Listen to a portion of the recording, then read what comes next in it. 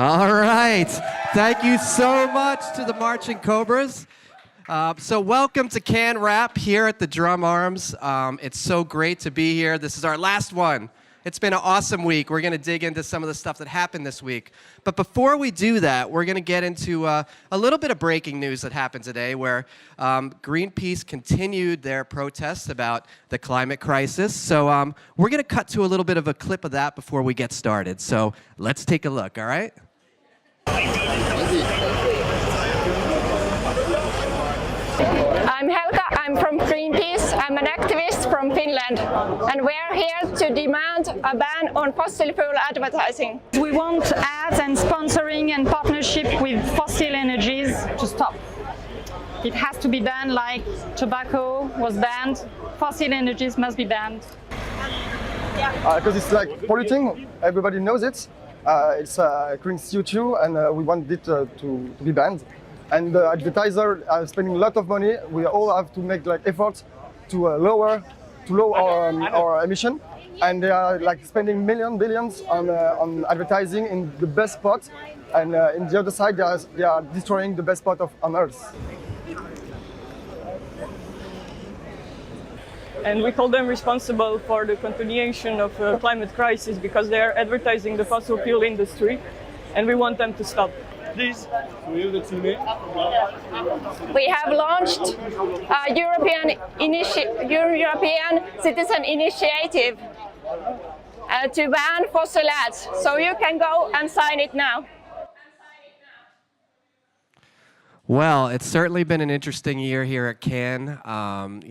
They've been pervasive in making their message loud and clear. Actually interrupted one of my sessions this morning, but there's been a lot going on. And to dig into some of the other things that have been happening, I've got a great panel here today. I have Ashley Rudder, Head of Creator Partnerships at Whaler. So nice to have you. Hi, hello. Great hat.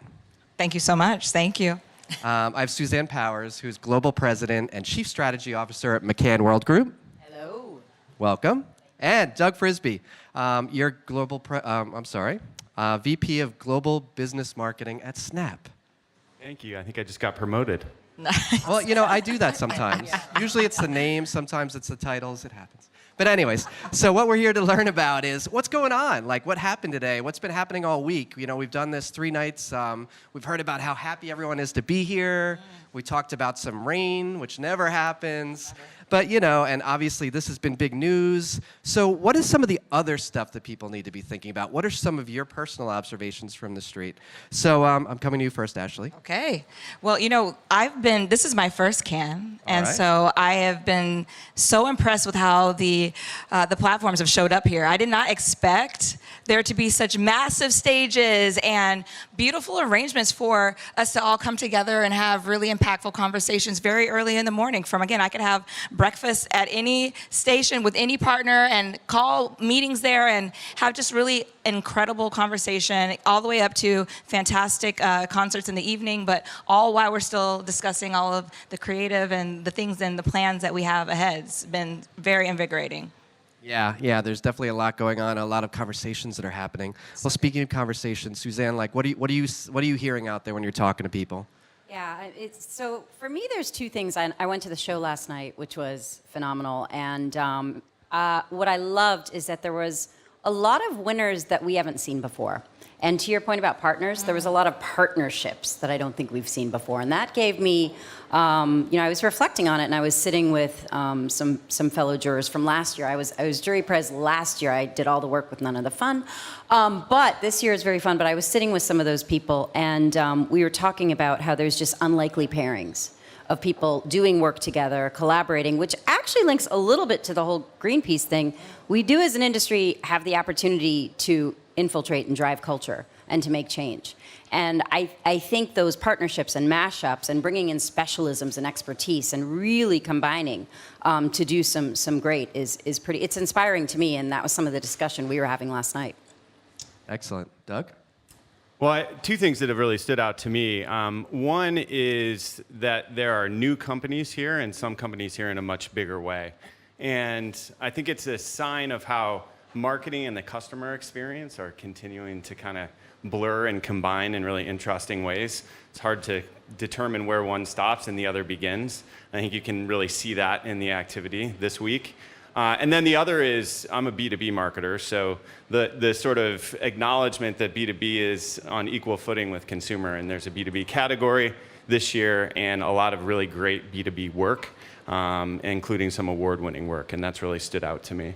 Yeah, it's great to see B2B work celebrated as somebody who worked at a B2B agency for a while. But also, I mean, creators are a big part of this whole conversation now. Huge. And in a legitimate way, because I think people kind of touched upon it. So what do you think about all that? That is like one of the biggest topics that we've been bringing here, especially as Whalar. We brought 5 fabulous creators from all around the globe to talk about the evolution of having collaboration and for brands to understand that they are a brand and that it's not just talent, that how you're approaching a creator. They really know their audience. They are establishing a moment for a brand to step into a space and speak to a community that they might not ever have had access to because they just historically have never stepped there. But with creators, you can have conversations, add equity, and like you were saying, add some really important change into our society. And we have control to do that. Yeah, and I mean, in terms of business conversations, has anything changed in terms of priorities for clients? I mean, I would imagine so. Well, I think just knowing the economic environment that we're in and about to enter. Little tricky. Little tricky, little rocky. And so there's, I think, a real focus on marketing as a growth driver. At the same time, we're managing it from an efficiency and a cost effectiveness perspective. And I think over the next year, that's going to be a really interesting dynamic to continue to watch. I mean, I couldn't agree more. We're coming out of, dare I say, but I shouldn't say out. We are in a multidimensional crisis, right? So we've had a health crisis, we've had a societal crisis, we've had a systemic crisis, we now have a financial crisis. I mean, this is going to keep rolling on and on. And what I'm inspired by, given all that, because that can be pretty dark, and you can really go dark when you think about that just as a human race. We're not going to do that tonight. No, we're not. We're not. I'm excited because I'm inspired by creativity's opportunity to solve for that, while making sure that we are not talking frivolous creativity, right? We're talking about creativity that drives growth, that drives change, that drives business impact. So that's a lot of what I think is bubbling around these streets this week, which is amazing.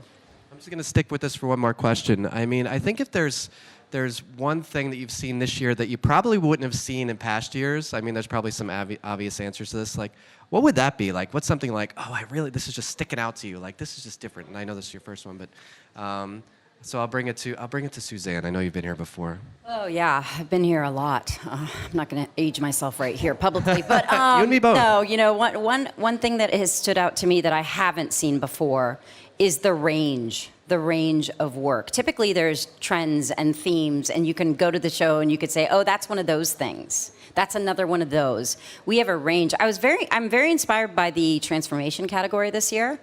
And some of the things coming out of that, which is about business ideas. That's not just about like, I made something, it caused some attention, there's 5 million likes. Like, this is about radical business change. So I think there's such a range, which goes with why that partnership piece that we're talking about is so important. You need different capabilities, you need competencies, you need different perspectives. And that I just feel is being embraced beautifully. Great. And I guess the other thing is, you had mentioned B2B. Like, this is it's time to shine. It finally has its own award. You know, why is this now the moment for B2B?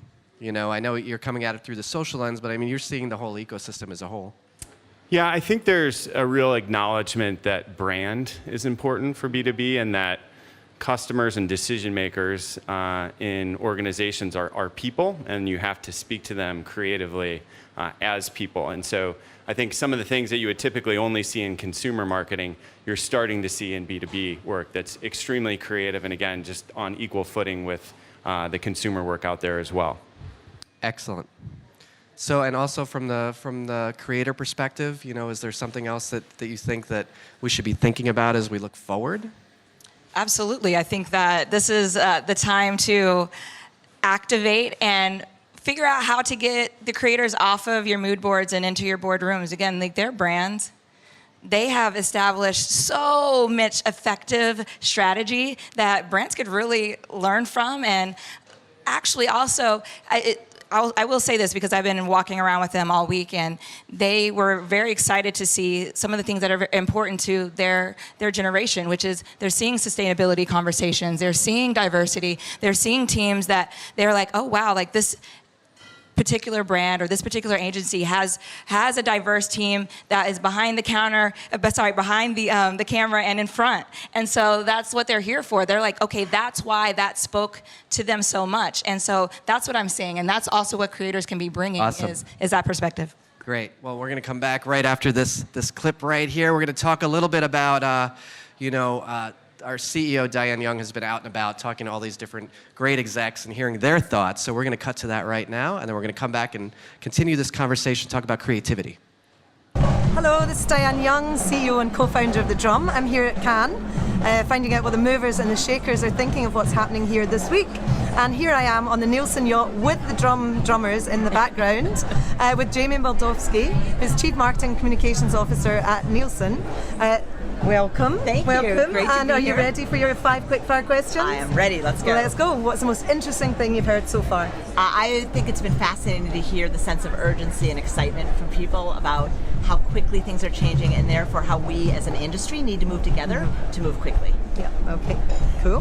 What's the best event you've been to so far? The one now, because of the drums. Yeah. It was so perfect, and what a great story that these kids are from New York, and so I love the drums. Yeah, excellent. Oh, good. That's the first person that said something like that on this little series, so thank you. Tell us a person you're really glad to have met for the first time here. I have to say, I've met almost everybody for the first time here. Okay, so that's too long a list. We've only got 2.5 minutes. It's been so great to get to meet everybody and just be in person and get to experience the relationship side of everything.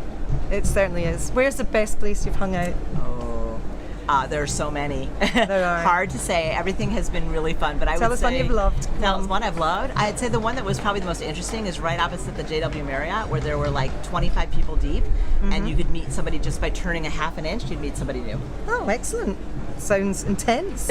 And then for the rest of the festival, what are you looking forward to the most?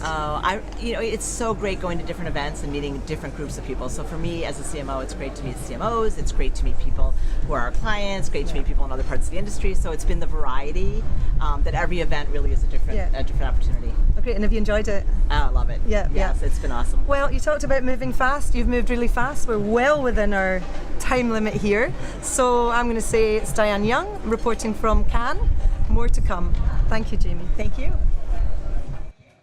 All right, great. Yeah, there's certainly a lot of networking that's happening out there. That's absolutely one of the best parts about Cannes. You get to see people and reconnect with them and meet new people. So speaking of meeting new people, I'm going to be coming out to the audience in a little bit to kind of get some observations out there real quick at the end of the session. So I'm going to grab a victim or two. Yeah, some people are shaking their head, but yeah, no, I'm coming to you. I saw that. Backing They just scattered. So for our next question, let's talk about creativity. I mean, there's been amazing work. I mean, this is a highly, highly competitive. I don't think people even realize how hard it is to win a Cannes Lion. But what are you loving? What's out there that you think is really cool?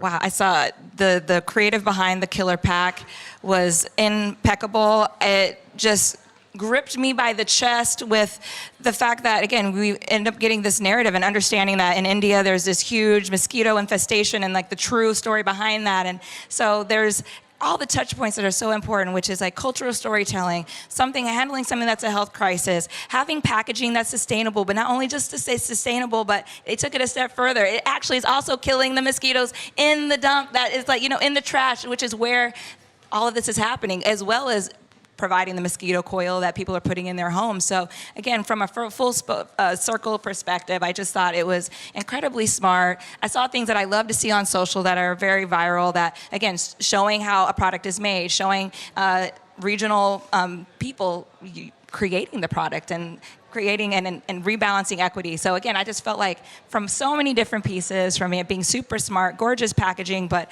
how it's having a real positive change in all the ways that you want to see, it was so nice.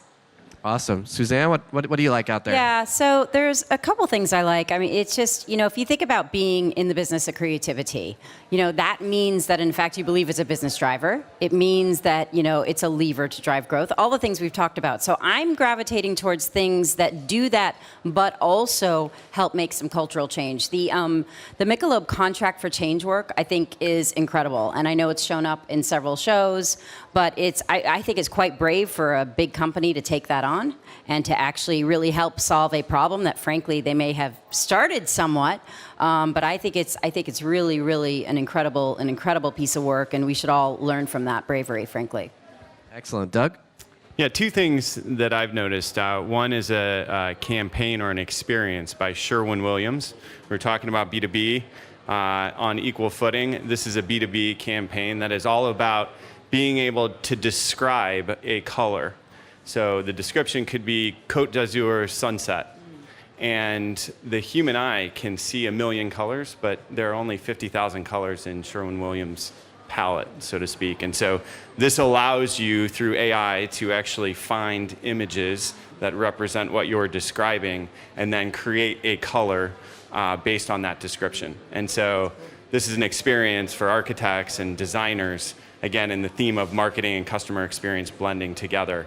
Was one. And then another really fun one was for Oreo Thins, which was based on the insight that kids, as my son does, typically eat all the cookies in the household. And so the parents never get to eat them. And so Oreo's actually designed their packaging to look like a car manual or a package of vegetables or a pack of T-shirts, so that you can hide your pack of Oreo Thins in the house so the kids won't eat them. I just thought that was a fun, creative way based on a real insight about the customer. Awesome. And you had mentioned the social aspect of things and how important that is. Is there anything that you've seen from that proliferated that you thought was really amazing? I love the reality that I'm seeing. I know this is the best of the best. This is the pinnacle. This is a world stage for creatives to really show themselves off. And I'm just happy to see the paring down and the reality in which things are shot, the narratives, the nuances that I'm seeing, that they're just really taking their time to do some deep storytelling, even if it's just visual. Because again, these are short clips, but you see the depth of progress and like the process that they went through to get there, and it's so beautiful to see everything unfiltered, raw, real, but meaningful. Excellent, thank you. So we're going to come back for one more question, but first we're going to hear from Lynn Lester, who ran our morning show. It was fabulous. We have the clips online that you can see, but we're going to see what she did today, and she was out and about everywhere, and let's take a look.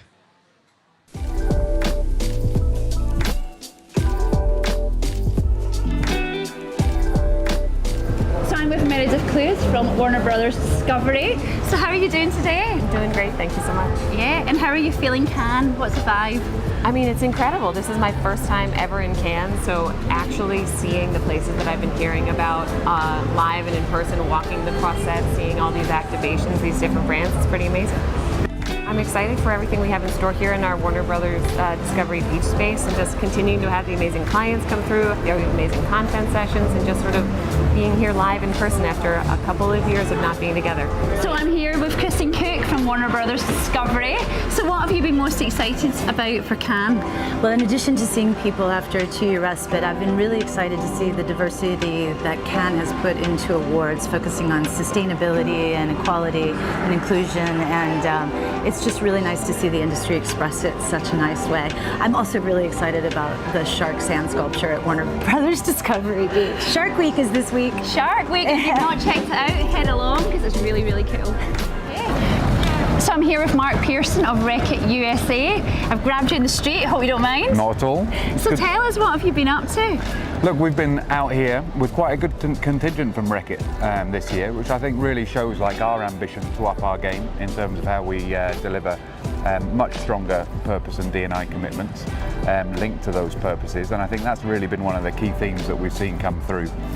So it's really good that I think the whole industry is embracing the positive impact we can have, and I think my call for everyone is just to make sure we continue to do that in an insight-driven way, but also in like a super engaging and fun way. I think a lot of the work here is becoming, dare I say it, quite dull when we take the purpose to heart, and I think we've got a great opportunity to engage and entertain people far better. I'm here with Peter Ewens, Head of Corporate Strategy at T-Mobile US.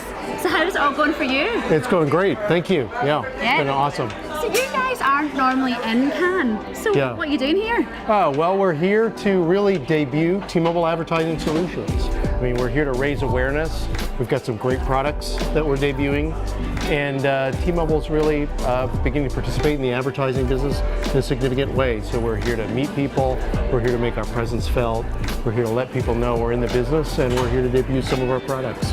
Really? So yeah, that's do you why think we're here. you've done that? I think it's going great. We've got a ton of meetings. We've had really positive reaction from potential customers and clients. So it's been a great show so far. Happy days. Well, have a great Cannes and we'll catch up soon. Okay, terrific. Thanks so much. Thank you. All right, great stuff. All right, so here we are, we're back at it. So this is our final question, and it's a little bit of a downer, but I mean, some things have happened, right? With the lockdown and the pandemic, and now there's economic pressures and uncertainties and the realities of the marketplace. So I think given all of that, what is a trend that we're seeing here that we think is gonna inform creativity in the future? And I guess I'll come to Start here? Yeah, start here again. I think that, again, these narratives that are deeply rooted in reality and like affecting change, I think that's going to be a trend that stays. I think I'm seeing the brands, they're taking a hard look, they're collaborating more, they're listening more, and you could see that reflected in the creative. The solutions that are coming to the table, even though it might be serious or sad, but I think that they're trying to solve real problems and adding value in that sense, and I think that that's where I'm seeing that's going to continue. Excellent. Suzanne? Yeah, I've got one, and I'll go not doom and gloom, but we obviously have been living our lives on technology. That's not going to go away. There's an interesting truth that we found through some global research we were doing around people are more connected than ever before because of technology, yet feel more disconnected than ever. So that's a thing. That's a real human truth. And we're going to have to figure that out rather than get so distracted by, and now we have this, and now we have that. Like, we got to bring people back together to feeling sense of community and connection. And I think brands have some power to do that. Absolutely. Well, necessity is the mother of invention, as they say.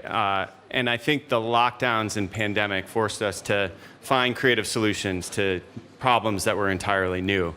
And one thing I think at Snap we really think will stick is the role that augmented reality can play in helping you try on products from home. So obviously during the pandemic and lockdowns, you couldn't go into stores and experience products. And so we've seen massive adoption of consumers wanting to use AR to try on products and to see if something actually looks good on them from the comfort of their own home. And it actually has the opportunity to deliver environmental benefits as well, because people return fewer products if they're able to try them on first and see how they look. Absolutely. I mean, digital as a whole has been such a, we've gotten there, we've pivoted, things have happened. So, I mean, when we look to whether it's the metaverse or social media or Web3 or, what are some other forward-thinking stuff that, we should be keeping in mind when we're looking at how it's going to inform creativity in the future? And I'm going to come to you, Suzanne. Yeah, so metaverse, NFT, metaverse, I've heard of it. AI, VR. I've heard a lot about it this week, I think.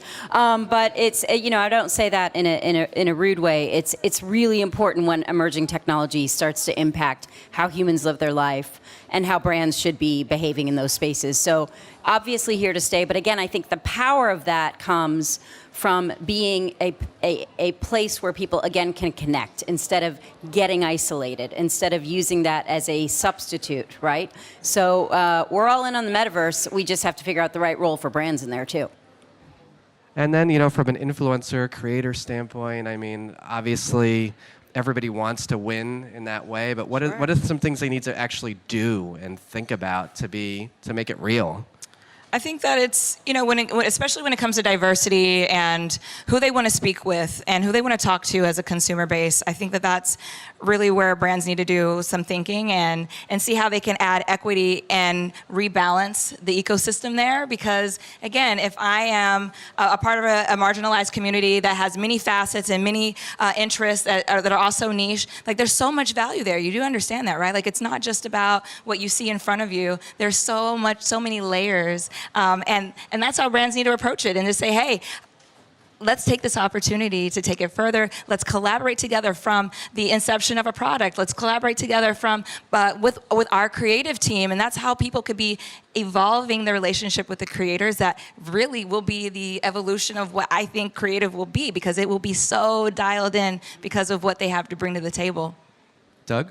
Yeah, I would say do not be fooled or get distracted by convenient packaging and buzzwords. 20 years ago, we were talking about the information superhighway.